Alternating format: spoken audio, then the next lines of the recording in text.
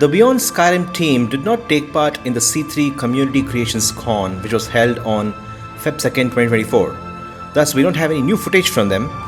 However, this month's update will showcase content released on their Discord as well as insight from developers who are working on various Beyond Skyrim projects. I will also share my thoughts as we cover these updates and would love to hear from you too. So let's get started, shall we?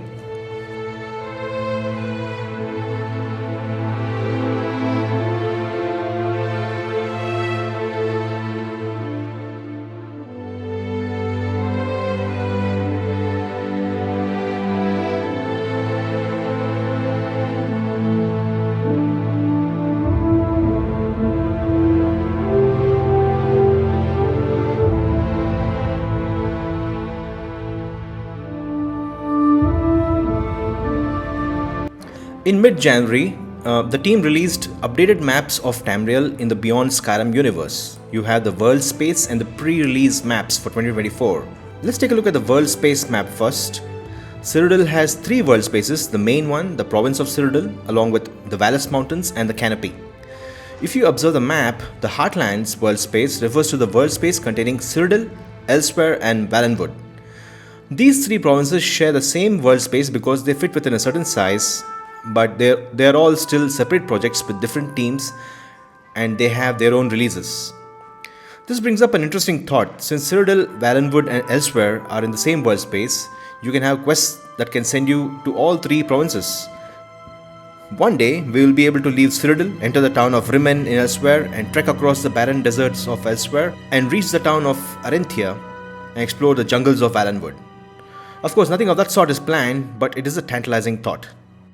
The Iliac Bay region will have 2 main world spaces. The main region consists of High Rock and Hammerfell provinces and the Elcreth Valley just to bridge the gap between Elenhir and Falkreath of Skyrim. The Morrowind world space unfortunately does not consider the Sea of Ghosts to be part of it, so Solstheim would be out of world space bounds. If you try to swim to Solstheim, you would hit the world space edge before reaching the island as it is outside the playable area.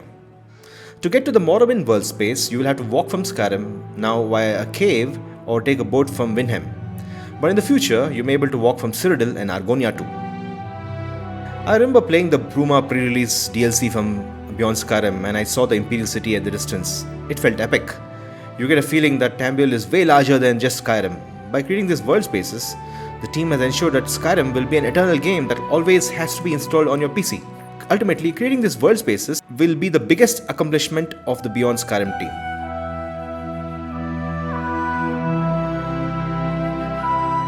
This map shows the pre-release DLC sized projects that are being worked on by various Beyond Skyrim teams. We have the following pre-releases. You have Cyrodiil County Bruma, which is already released and is on Nexus Mods. This pre-release allows you to explore the Bruma County of Cyrodiil. Then we have Morrowind, the New North, which is under development for over 4 years now. This covers the region of islands north of Vvardenfell. You have the Sheogorath Islands. On the east, you have the middle stretch of islands known as Slan Ladori, some of which are newly formed from the Red Year volcanic activity, some of which were already rocky shoals of the coast of the Westcache region. Further west is the Bleak Rock Islands, which includes Balsharma, Thronictan and Fort Bor. Slan Ladori is like a blend region between Bleak Rock and Sheogorath. The team says that they need to work on assets for interiors and the Daedric exteriors, and there's a bit of implementation and sound design and work left. Should we be optimistic about a 2024 release? Let's hope so.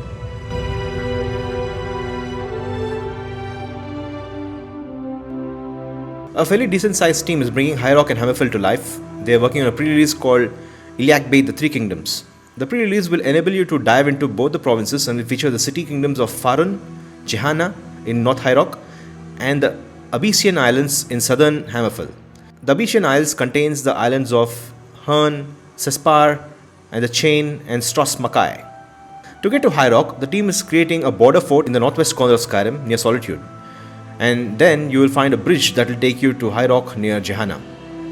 For the islands, there will be a boat in Farun that you can use. You can join a faction called Eltheric Expeditions, whose questline will send you to the Abyssian Isles. At the moment, the team says that there are no solid plans to let the player get to the islands from Skyrim.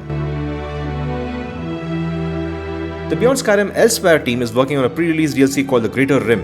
This covers the region surrounding and including the city of Rimmen and other settlements in the area as well as Riverhold. Rimmen is a city where you would find most people of Akaveri descent of Tamriel. So we'll get to learn about those Akaveri connections, which is very interesting. The city is primarily occupied by the Rimmenese, who are a race of men of Cyrodiil and Akaveri descent, with the Nibbanese being the second most prominent and Khajiit the third. Rimmen is also a city-state independent of the Empire and Almeri Dominion. Unfortunately, slavery is practiced here, with Khajiit being the bulk of them. There is no release date announced, so we may expect the release to be out sometime in 2026 or beyond. Recently, the Beyond Skyrim Valenwood team has announced the Lure of the Wild, which includes the city of Arinthia and surrounding region and villages. The devs say that the hills around Arinthia are forested, not as dense as those found further south, but there are trees there that meets the canyon of Northern Elsweyr. Bordering both Cyrodiil and Elsweyr, the region is racially and culturally diverse. With sprawling grasslands and golden rocks, the area is unlike the dense forests found in southern parts of the province. Yet, even in this civilized enclave, the danger still lurks. Bosmer are not the only ones who are carnivorous, and both plants and beasts seek to make unwary travelers their next meal. There is no release date announced yet, so we may expect this release to be out in 2026 or beyond. I hope that gives you an idea of the various pre-release projects that are being worked on by the Beyond Skyrim team.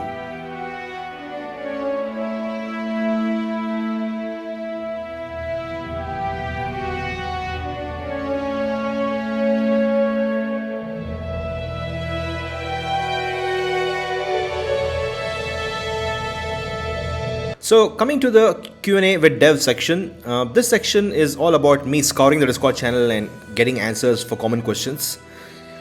Do note that none of this is set in stone and things can change, as in any software development, game development, things change. So with that, let's get started.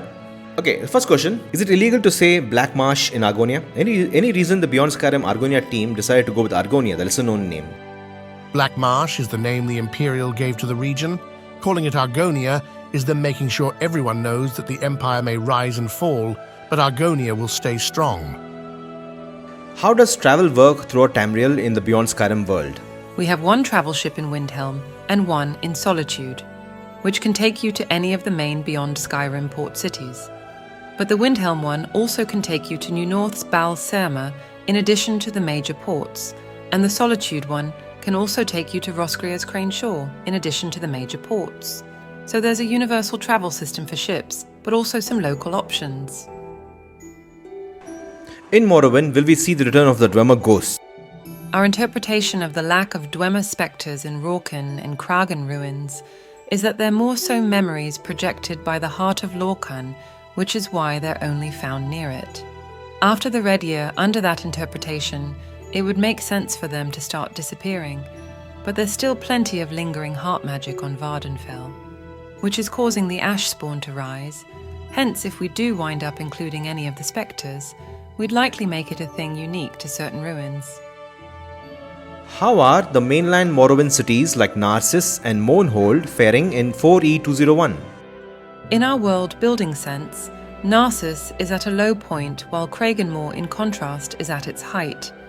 Kragenmoor rose in power and influence at the same time Narcissus fell in power and influence. Narcissus will feel like this place that used to have a greater importance but has fallen into a Bravil-like state with the collapse of Lalu and the Septim's Gate trade route.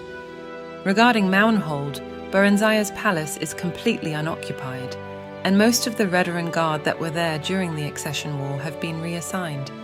I'd imagine that the population now there isn't as high as it was before the sacking. All Redoran-controlled cities certainly hold the political and military power right now in mainland Morrowind. Blacklight is doing pretty well. How big is Beyond Skyrim Atmora and Beyond Skyrim Rosgria? When it comes to actually traversable areas, Atmora is a bit bigger than Elsweyr and Valenwood, but smaller than Argonia. Looking at pure world space size, we're comparable to Argonia. Is there any information for the major quest lines for each Beyond Skyrim project? Like some sneak peeks into what themes will it explore or any other information? Most of the projects have been pretty reserved about what their major quest lines are going to be. I think Beyond Skyrim Cyrodiil is the only one that has discussed their main quests, which is about helping choose a new emperor after Titus Mede is assassinated and dealing with the Aelid undead rising from their ruins. Oh yeah, if you go to the Beyond Skyrim Cyrodiil page, you actually can see that they're talking about two main quests. So the first one is a typical political quest, the Seat of Sundered Kings, that's what it's called. It's a branching open world main quest covering the succession crisis. I guess this would be similar to Daggerfall. You would have multiple factions vying for the throne, and you would have to make a choice based on what they tell you or what they do. So, very interesting. It says, make the right decision or face humiliation. I like it. I like the fact that you can even stick to your chosen candidate or even betray them. That we have another main quest, which is called the Knights of the Nine. It chronicles the return of the knighthood to defend Cyrodiil's people against the Aelid threat. Ooh, so we have definitely seen Aelid ruins in Oblivion while playing Oblivion. Our ancient foe has returned to reclaim the lands we took from them. And this time, Cyrodiil's people stand alone. Turn whispers into shouts, kindle faith into fire. Take up the name that once gave them all hope, and then use it to save them. So who can this be? Does anyone have any guesses? Is this a well-known character in the lore of Cyrodiil? Who can this be? That is the question. If you have any thoughts, I would love to read your comments. Will any of the Beyond Skyrim projects be out by the time Elder Scrolls 6 comes out? By the time the Elder Scrolls 6 comes out, we will potentially have 2 provinces either complete or almost complete, and all of our projects will be very well advanced. We may also have some pre-releases out. Cyrodiil will be out by then. Roscrea is also very advanced, and it is possible it could also be released by then. Each release we complete further strengthens our message and people's confidence in us completing.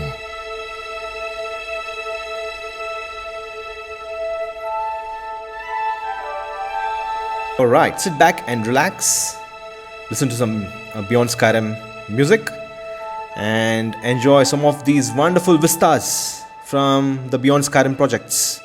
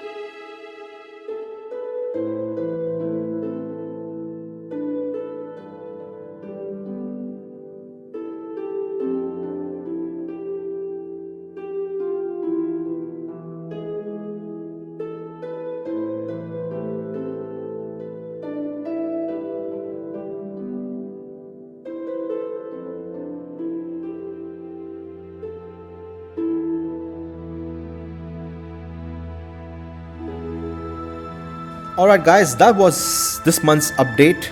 Let me know what you think. I'm confident that these projects will come out. Maybe people are kind of skeptical, but I feel the team is determined, the numbers are great, and we'll start playing these games. I won't call them mods, I will call them games. We'll start playing these games soon, and it'll be a huge achievement for the Skyrim modding community. And I salute all of the modders who are working in the Beyond Skyrim team. You guys are awesome, you guys rock. Thank you so much for watching, and I shall see you next month for the next Beyond Skyrim update. May the divines watch over you.